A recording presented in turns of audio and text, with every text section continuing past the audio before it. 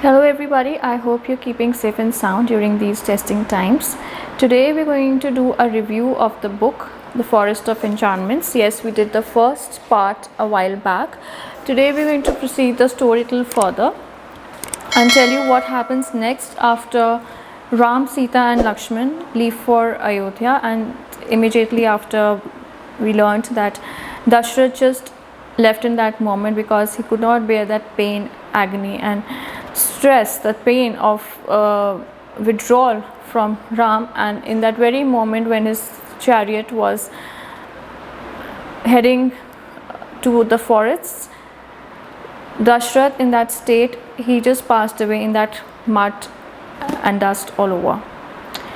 So in the part 2 of the book, we see that Sita, Lakshman and Ram, they head for the forest, and their life in forest, of the difficulties they face because they were not used to sleeping on those unmade beds which had some twigs of trees and other plants and herbs which are not very comfortable. It did bring them some scratches because they were used to that comfort life of palace where everything was their beddings were silken and they were with so much comfort. So it took them a very long time to get used to that. They tried to make their lay out their beddings comfortably, but as you know, the forest life is much different and tougher from what the palace life is. So on their journey in forest, they meet different sage. They also meet sage Gautam, whose wife was Indra. The Lord Indra had an eye on his wife, and he tried to woo his wife, but his wife was dedicated towards the sage Gautam, but Indra was not ready to give up on that. So he just disguised himself as Gautam and tried to sleep with him, and then how Gautam just turned his wife into a stone, and she was in that form for many years, until one day when Ram was crossing a part of that forest, and he was told by somebody to put a foot on that rock so that it can again take the form of a woman. So again, by and after, we learn that Lord Ram was only made to come in human form because there were so many people, or there were so many things, and be it from Tarhaka to other asuras, or how you call Rakshasas, as they had to be freed from that soul. Even like Hardhanu, the sacred bow of Lord Shiva, had to be freed from its life of a bow and had to go back to the mountains of Himalaya and reside along with Lord Shiva where he actually belonged. So in the later part of the book, when from the time when Sita is abducted by Ravan in a disguised form as hermit, and then the entire journey of Sita was nearly in Lanka for a year, and then when she's been brought back, we learn that in her life in forest, when it was only 2 years left for their banishment, they had successfully spent 12 years and they would only last 2 years were left. She met Snooprakha. Snooprakha was just a common girl she met along the riverside, and she wanted to take details from Sita of how they came to the forest, and she told her that this part of the forest belongs to her brothers and nobody is allowed to come and stay over without their permission. And Sita said that they didn't know about it. They thought that this land is as open to animals as it is to humans, and they didn't know that it was actually a part which belonged to her brothers. So Snooprakha was kind of a spy who wanted to know about her family, about her husband, about Ram, and she somehow, that kind of infatuation, or she had that kind of falling for Ram, she wanted to marry Ram, and for this she once approached them in their hut the the place was known as Panchpati, and it was near the river Godavari. So she disguised herself. Shunuprakha was a powerful person, like, because not that she was just a sister of Ravan, but she also had some magical power. She could change herself into an enormous giant, or into a beautiful girl, or anybody's, and she had different names. Shunuprakha was also known as Minakshi, and she was known as Kamrupini. Shunuprakha means a person who was a bearer of beautiful nails. She had long nails, and she was known as Kamrupini, a desirable woman, because she could transform herself into one and could woo any man. So that's what she tried to do with Ram also when she approached them in the hut. And first they were nice and courteous towards her. They joined hands and said it's not possible. Ram told her about her vow, that he would not get married to any other woman except Sita. That was the vow. That was a vow that he took when he broke her dhanu in that court of King Janak. But Shunuprakha didn't understand. She was trying to convince him that how much prettier she is from Sita, and she's so powerful, and she could make him enormously rich, and he could have all kinds of luxuries and comforts in the world if he gets married to Shunuprakha. Despite of him trying to tell her that he can't get married to her, she was unable to understand. And then he ordered Lakshman to make her understand, and Lakshman was very furious. So he just hit a bow, and with his bow and arrow, he hit an arrow towards Shunuprakha and cut her ears and her nose, and she was bleeding. She was in pain, and she was in anger that how could somebody do this kind of a thing to her. So then what happens is they fought an army of Rakshas after that. That was something they had to, because the forest belonged to them. After fighting the army of Rakshas, that was not it. In her dream, Sita saw that there's some man who is sitting on the throne. He did not say at all, and Shunuprakha, crying in front of him, and said that, look, what have they done to your sister? But we see that person on the throne, what Sita sees in her dream is that person on the throne is quite magnanimous, and he is very powerful and strong. Even if he doesn't utter a word when he sees Shunuprakha in that kind of pain and torture she went through, he just says that, don't worry sister, I promise you that I'm going to hurt both brothers in a way that they will cry in their life. So that's the promise he made, and that's when the entire plot takes a twist. And Sita, who was not aware of the entire plot or the kinds of ills that can be laid in front of her, or the kinds of problems that she might face in future, she was unaware of that. One day, because after killing of all the Rakshasa were over and there was blood everywhere in the forest, so they finally decided to change their place of residing, and they just changed their place, and so that because there was too much of blood all over that area, and there were poisonous fumes that were coming out of that place, so that place of Panchpati was not livable at all. So for their own sake, they had to leave the place and move to a safer place. Sita was very she was kind of attracted to a certain deer once. That deer was very beautiful and had a very glossy, shiny brown coat and very expressive eyes. So she had this kind of attraction towards that deer, and she wanted Ram to get that deer for her so that she could pet him. Lakshman had this certain kind of intuition that this kind of a deer which has a fawn which has no dots on their skin is not found, that species is not found in the forest. So it's quite possible that that's also can be a form of some kind of Rakshas, because Rakshas have a God gift that they can transform themselves into any human or animal form as per their convenience.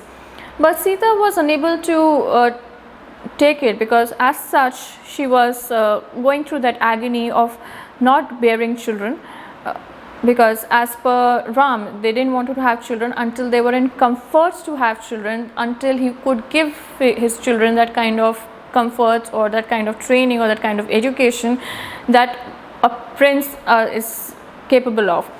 So she was going through that agony because she was seeing that women of her age were conceiving children and they were having children, raising children, how much satisfying they would feel and how much gratifying it is, the pleasures of motherhood. So she said that you have already made me suffer so much, and it's very little that I'm asking you, so it's my order that you go and get me that deer because I want to pet him. So when he leaves, and he did not returns for a while, he does not returns for about 2 days, and then it was getting dark on the same day, and she ordered Lakshman to go and look for his brother, because she could hear Ram shouting in pain that Lakshman, come and save me, and Sita, can you come and save me because I am in pain and all that. That was not Ram actually, that was Ravan making that sounds, but Sita was very innocent to understand that trap. Lakshman though told her that you don't know Ram, I have seen him fighting with greatest warriors, even Tarhaka, who was an enormous giant the size of a mountain, he fought with her so bravely. This cannot be Ram, this is some kind of Rakshasa, Asura, because Asura, Rakshas and all this are synonyms to each other. She didn't believe him, and she ordered him to just leave her and to go and support her husband. Lakshman was not ready to leave Sita because he had promised his brother to protect Sita and not leave her until she's back, because Sita was more vulnerable to attacks and to be trapped by some Rakshas than Ram was. So it was Lakshman's duty to protect her, but Sita was I don't know, she was just going through some kind of different emotions, and maybe there was some kind of Asura magic that was working on her mind, and she uttered some very harsh words to Lakshman and asked him to leave. So Lakshman didn't have a choice and he had to leave, but he was quite heart stricken by what Sita uttered, and it was very painful for him to hear those harsh words, but he left. Immediately after that, we see that there is a kind of hermit who appears outside the hut and asks Sita to give him some kind of food or fruits, because that hermit has not had some meal in ages. So that was a trap that Ravan had disguised himself as that hermit, and before Lakshman left that hut, he drew a circle around the hut that nobody could enter the hut, and Sita was not allowed to step outside that circle, because the moment she steps outside that circle, she would be vulnerable to any kind of attacks, or somebody could harm her. And there was, when he was making that kind of circle, there was some kind of fire in that circle. That means nobody could enter it. So when this Ravan disguised himself as hermit to ask for some dakshina, and Sita got him whatever little she could find in the hut at that time, some lentils, some pulses and some fruits. So Ravan refused to take it, because he said, I'm not supposed to take anything which is from that kind of boundary line or that premises. You have to step outside this and get me that fruits if you want to, and if you don't want to, it's okay. I have survived so many years without food, so one more day and I won't die because of it. So the moment Sita breaks that vow and steps outside that line, Ravan changes his form. He becomes huge. He becomes that of the enormous size, and then he was playing hide and seek with her. Suddenly he was becoming huge, and suddenly he took this size of the hermit that he was, and from the tree he would peek in and peek out. Sometimes he was just very next to Sita, sometimes he was at a distance, and because he was successful in his trickery, so he picked up Sita and took him to his flying chariot, which was Pushpak. It was amazing to know that even during that time, in that era, Ravan had a flying chariot. So when Sita was abducted, it was through that flying chariot he abducted Sita from that forest and took him to Lanka, because Lanka was across oceans, so he could not have taken Sita any otherwise except being flown to Lanka in very short span, because if he would have taken Sita by foot, so there was no way he would have abducted her, because he would have been definitely trapped by Ram or Lakshman on the way. So this Pushpak was a flying chariot, and it was a god gift. He had won Pushpak from Kuber, his cousin brother, because Ravan was much more worthy of having Pushpak than Kuber was. Now that's a different story we learn in the book, and he won Pushpak from Kuber. Pushpak had some magical powers. One was that he could change himself from a palace to a swan, to a tiny creature, a bird, or to anything enormous like a mountain, or he could accommodate any number of people. But he would not allow everybody to get in unless he feels some kind of attachment to that person, or some kind of admiration or adoration for that person. Will Pushpak not allow anybody to enter that chariot?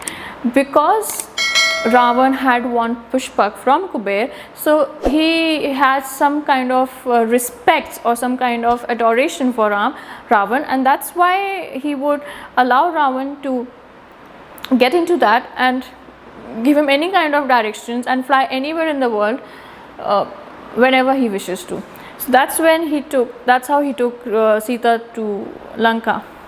We also learn that Ravan was not willing to create any kinds of problems for Sita. She would be treated like one of his guests, but Ravan definitely wanted Sita to marry him. But Sita was the loyal, truthful wife that she was. She said that my heart belongs to Ram, and you cannot ever make that kind of impact to my heart and win it, and I would not accept any kind of your riches or any kind of good treatments. I would always wait for Ram here. He'll come someday and take me away from here. So we see, even if Ravan had offered her great amount of luxuries and good clothes, expensive clothes, and nice meals, and golden platters full of expensive and good meals, Sita refused to have any. So for a time, which was nearly a year in Lanka, she did not eat anything, and she had chosen to just sit by Ashoka tree, because that was one kind of a thing that used to make her feel that, because she used to have Ashoka trees in Mithila, so she chose to spend her time in the Ashoka garden and sleep near the bark and wait for Ram to come someday and take her away from that place. In this phase, when Sita was there in Lanka, she saw different faces of Ravan. Ravan as a ruler, as a great powerful ruler, and with his 10 heads and his 10 crowns and his entire army of people and courtiers dressed magnificently, and then there were these women who were also a part of her army. They were also Rakshasnis, and there was some another word that I'm not getting right now. I think something to do with S is there in the book. I just not recollect right now. So they were specially directed to not bring any kind of hurt to Sita. They were not allowed to ill treat her. They were not allowed to bring any kind of hurt or to her. So that's how Ravan wanted Sita to be there, and she chose to live beneath Ashoka tree from her own will. She did not wanted to have food of Lanka. She did not wanted to have any luxuries, because that would be kind of a subtle yes to Ravan, which she didn't want to make him feel. So Ravan gave her 1 year to decide and to rethink of her decision, that if she chooses to be Ravan's wife and if she gets married to him, so she would be given all kinds of luxuries and pleasures she cannot even think of. So this is part 2 of the book, where we talk about all this, and then there's part 3, where we learn of how Sita was finally rescued from Lanka, how Ravan comes to take her from Lanka, how he just associates with Vanar Sena, and how Sugriv helps him, the of how Hanuman comes in, of how Hanuman was introduced in the entire plot. So that we're going to discuss in part 3 of the book. I hope you enjoyed listening to this story, and once again I would definitely recommend you to read this book. It's just fantastic, and I'm sure you're not going to regret even a moment when you just read this book. It's just magical. There's so much content, there's so much of history inside this that I'm sure not everybody is aware of all of the great details it's done up with. So it's Forest of Enchantments by Chitra Banerjee Divakaruni. Get a copy of yourself and enrich your minds. Until then, bye.